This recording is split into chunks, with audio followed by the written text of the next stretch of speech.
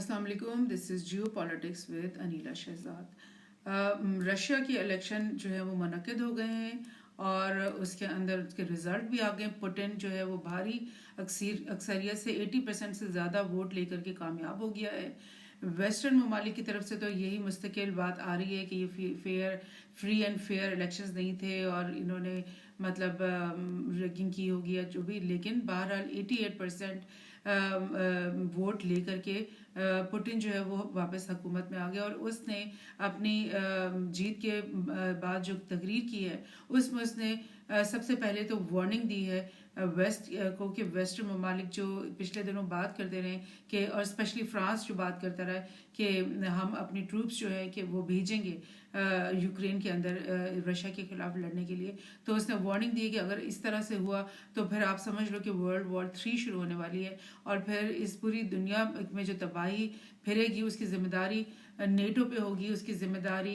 US पे होगी और उन तमाम ममालिक पे होगी जो कि अपने ट्रूप्स यहाँ पे भेजेंगे। लेकिन उसके साथ साथ उसने अपनी इस तकरीर में ये भी कहा है कि नेटो के जो पर्सनल हैं, लोग हैं, वो पहले से ही यूक्रेन में मौजूद है और हमें पता है पहले से ही क्योंकि अगर नेटो के दूसरे ममालिक के फौजी जो है या एक्सपर्ट्स या लोग जो हैं वो एंटर होते हैं यूक्रेन में तो इसका मतलब है कि नेटो बराह रास्त कूद पड़ा है इस जंग में और उस सूरत में रशिया को यह हक मिल जाता है कि वो भी अपने पार्टनर्स जो हैं जैसे चाइना हो गया और ईरान हो गया और दीगर जो उसके दोस्त ममालिक हैं उनसे भी मदद लेना शुरू करे और उनको भी बुलाए इस जंग के अंदर। ये एक रेड लाइन थी जिसके बारे में पुतिन कह रहे हैं कि मुझे पहले ही पता है कि नेटो के बहुत सारे जो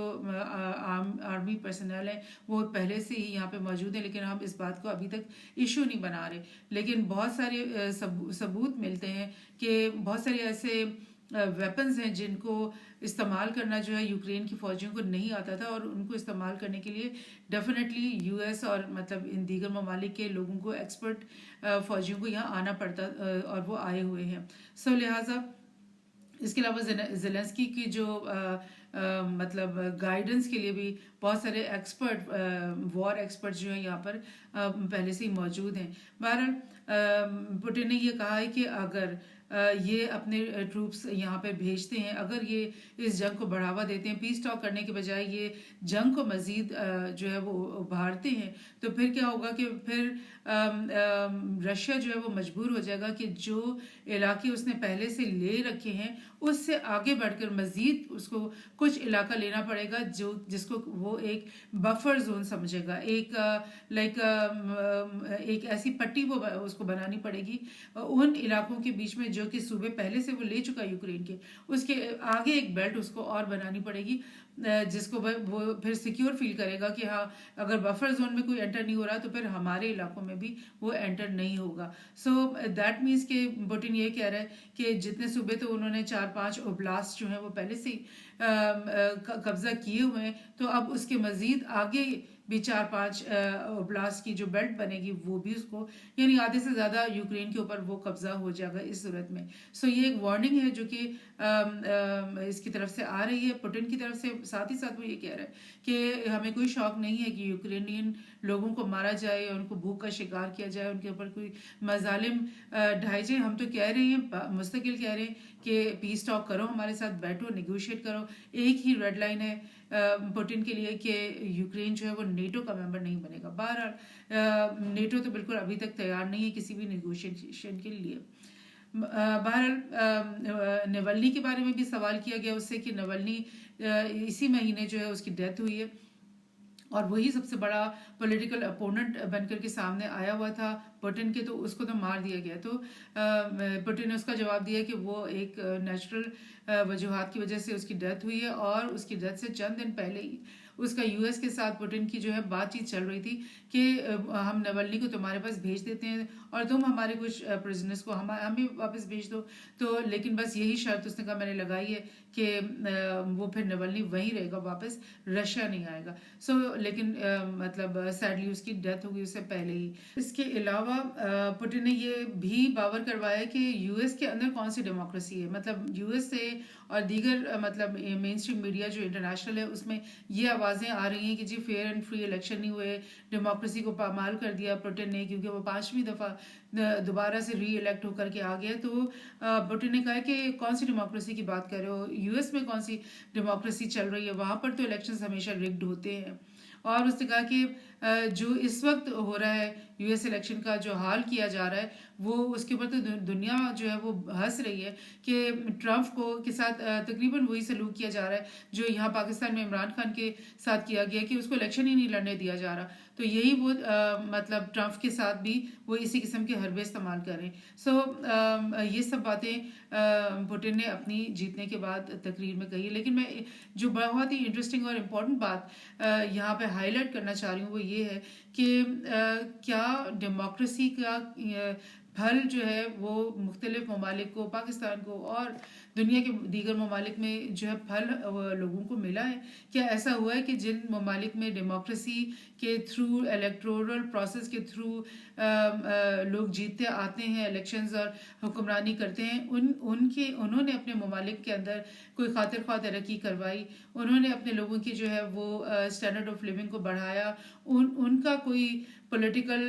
यानी एक कैपिटल इंक्रीज हुआ because of being a democracy? या फिर लोगों का क्या ये ख्याल है कि हर 4 साल या हर 5 साल के बाद जो इलेक्शंस होते हैं उसमें कोई ना कोई पापेट जो कि ऐसा पापेट जिसकी स्ट्रिंग्स जो है वो बाहर की ताकतें जो है वो खींच रही होती हैं, ऐसे पापेट जो है वो यानी इलेक्ट होकर आ रहे होते हैं और ऐसे लोग बिल्कुल भी इलेक्ट होकर नहीं आ रहे होते जो कि वाकई अपने मुल्क के लोगों की फलाह बहबूद के साथ जिनका कंसर्न होता है। तो उसके मुकाबले में रशिया का जो ये प्रेसिडेंट है जो 5वीं दफ़ा इलेक्ट होकर आया और 5 से पहले वो 1-2 दफ़ा प्राइम मिनिस्टर भी रहा हुआ है, तो इतनी तवील जब एक ही आदमी के पास पावर रह रहा है तो उससे क्या हो रहा है कि उस मुल्क के अंदर एक बिल्कुल क्लियर फॉरेन पॉलिसी सामने आ रही है, उसकी एक पॉलिटिकल और उसकी जो स्ट्रेटेजिक स्ट्रेंथ है वो सामने आ रही है। और उसके अलावा वो मुख्तलिफ जो तरक्याती काम हैं जो वो दुनिया के साथ जो मुकाबला करने के लिए वो मतलब एक पोजीशन में है बिकॉज ऑफ द रीज़न कि 15 साल 20 साल एक ही आदमी, एक ही जो उसकी कैबिनेट है, एक ही उसकी जो वाइस पीपल है, उनके साथ मिलकर वो अपनी पॉलिसी मेकिंग कर रहा है और उसको हमेशा एक कदम आगे ले जा सकता है इस वजह से। लेकिन जिस तरह की डेमोक्रेसीज यूरोप प्रीच करता है, यूएस प्रीच करता है, वो कहता है कि हर 4 साल बाद या हर 5 साल बाद इलेक्शन करवाओ और एक नया लीडर जो है वो तुम्हारे सामने आ जाए और वो नई तरीके से चीज़ों को सॉल्व करने की कोशिश करे और वो नए तरीके से जो है नए नए मुसीबतों में पड़े और वो कुछ ना कर सके और अवाम फिर उसके खिलाफ खड़ी हो जाए। तो ये मॉडल क्या ज़्यादा बेहतर है या ये वाला मॉडल ज़्यादा बेहतर है जिसमें इलेक्शन तो हो रहे हैं लेकिन एक ऐसे गवर्नमेंट को वहाँ पे रखा जा रहा है, लाया जा रहा है जो कि वाकई एक लॉन्ग टर्म पॉलिसी मेकिंग करने की काबिल हो? यही एग्जाम्पल चाइना में भी मतलब सादर होता है क्योंकि वहाँ पर भी पिछले साल जी जिनपिंग ने अपना 3rd टर्म के लिए इलेक्शन जीता और वो भी उसकी भी वहाँ पे मौजूद रहने का मतलब है कि एक पॉलिसीज़ का तसलसल, एक स्ट्रेटेजिक जो उनकी फ्रेमवर्क वो बना रहे हैं दुनिया में अपना मुकाबला करने के लिए, उसका तसलसल, एक पॉलिटिकल क्लाउड का बन जाना कि और लोगों का इस बात पे ट्रस्ट हो जाना कि इस मुल्क में जो पॉलिसी सामने आ रही है वो लॉन्ग टर्म पॉलिसी है और वो सोची समझी हुई पॉलिसी है। ऐसी नहीं है कि आपका एक लीडर जो है वो इलेक्शन के थ्रू इलेक्ट होकर आता है और वो अभी समझ ही नहीं पा रहा होता सिस्टम को, अभी वो ब्यूरोक्रेसी को समझ ही नहीं पा रहा होता, अभी वो उसको पता ही नहीं चल रहा होता कि सही तरीके क्या है गवर्न करने का और उसके खिलाफ एहतजाजात, डेमोन्स्ट्रेशंस और न जाने क्या क्या शुरू हो जाता है, नो कॉन्फिडेंस वोट्स आने शुरू हो जाते हैं और वो यानी अपने 1-2 साल तो वो परेशान रहता है, फिर वो कुछ करने की जब ठानता है तो उतनी देर में उसके खिलाफ साजिशें शुरू हो चुकी होती हैं और बमुश्किल तमाम अगर वो अपनी टर्म कंप्लीट भी करता है तो वो अपनी कुर्सी को बचाने के लिए ही तगोदौ करते हुए उसके वो 4 साल गुजर जाते हैं और इस बात का तो उसको टाइम ही नहीं मिलता कि वो ये सोचे कि मुल्क को कैसे आगे लेकर जाना है, तरक्की और जो है वो कैसे करनी है और वो जो बहुत ही डीप रूटेड मईशत के मसाइल और बाकी तमाम पॉलिटिकल मसाइल जो और फॉरेन अफेयर के जो मसाइल हैं उनको किस तरह हल करना है।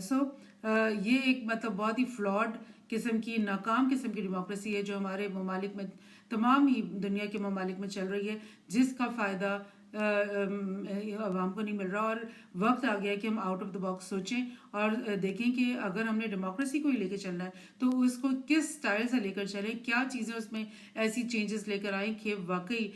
जो पॉलिटिकल रिजीम बनती है किसी भी मुल्क में, वो इंश्योर हो जाए ये बात कि वो अपने मुल्क के, अपने लोगों की हकीकी तौर पे फलाह और बहबूद के लिए काम करेगी। Thank you.